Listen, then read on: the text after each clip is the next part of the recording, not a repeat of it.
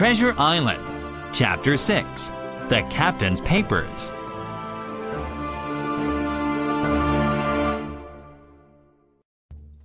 Captain Dance and I rode hard until we drew up before Dr. Livesey's door.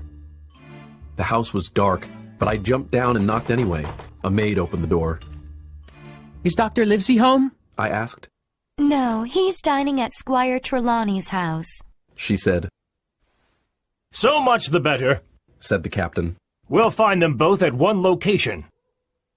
The distance was short, so I ran alongside the horse up the moonlit avenue to the gleaming white buildings and grand old gardens. Here, Captain Dance dismounted, and the squire's servant led us into the library. Squire Trelawney and Dr. Livesey sat on either side of a bright fire smoking their pipes. I'd never seen the squire up close before. Over 6 feet tall, with broad shoulders, he had a friendly face, reddened and lined from his long travels. The natural movement of his very black eyebrows gave him a look of a quick but not a bad temper. Come in, he said, sounding very stately and condescending. Good evening, Dance, the doctor said with a nod. And good evening to you, Jim. What brings you here? Captain Dance told his story, and the two gentlemen leaned forward, forgetting to smoke in their surprise and interest. Squire Trelawney rose and started to pace, and the doctor, as if to hear better, took off his powdered wig and sat there, looking odd with his close-cropped black hair. When they heard how my mother had bravely gone back to the inn, Dr. Livesey slapped his thigh, and Trelawney cried, "Bravo!" And that's the whole story, Captain Dance said at last. Trampling that wicked scoundrel was an act of virtue, the squire said. Like stamping on a cockroach. Do you have what they were after, Jim? The doctor asked. Here it is, sir. I gave him the bundle of papers. The doctor looked excited, as if his fingers were itching to open the bundle right away, but he put it quietly in his coat pocket instead. Thank you again, Captain Dance, the squire said. Jim can sleep here tonight. Dance, you are dismissed. The captain bowed and left the room, and I sat down at a side table to eat a pigeon pie a maid had brought me.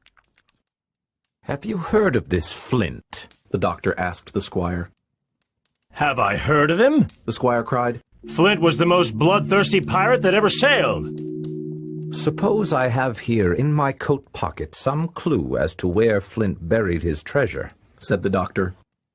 How much treasure do you think might be involved?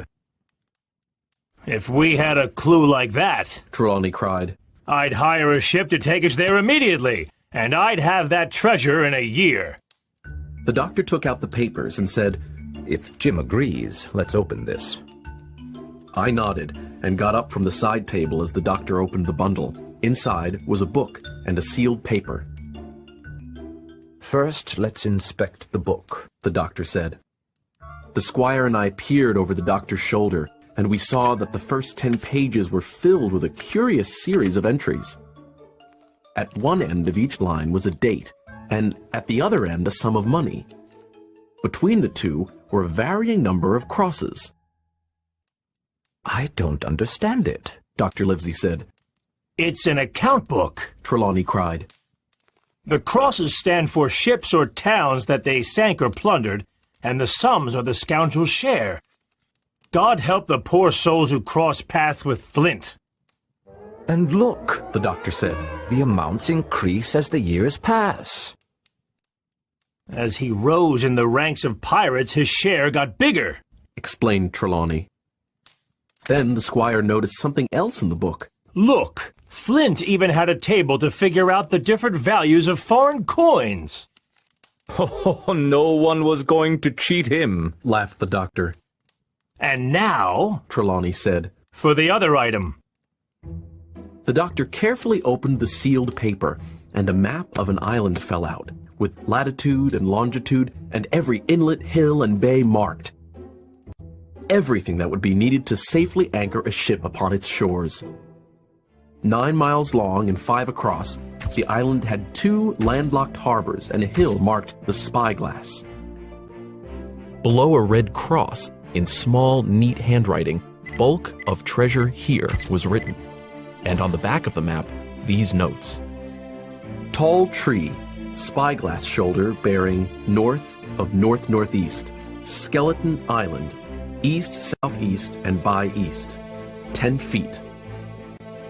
The bar silver is in the north cache by the east hill, 10 fathoms south of Black Crag with a face on it. The arms are in the sand hill, north, point of North Inlet Cape, bearing east and a quarter north, J.F.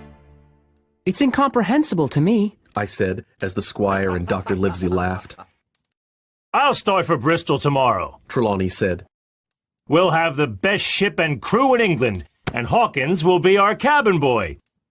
Livesey will be ship's doctor, I'll be the admiral, and we'll take my men Tom Redruth, Richard Joyce, and John Hunter.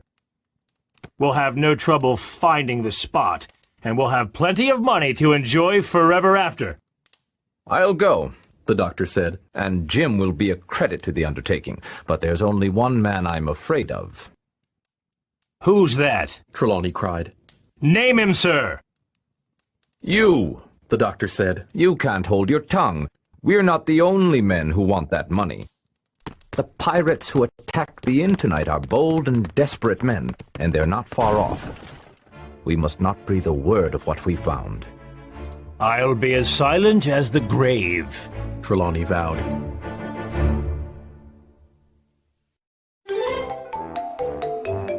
Little Fox.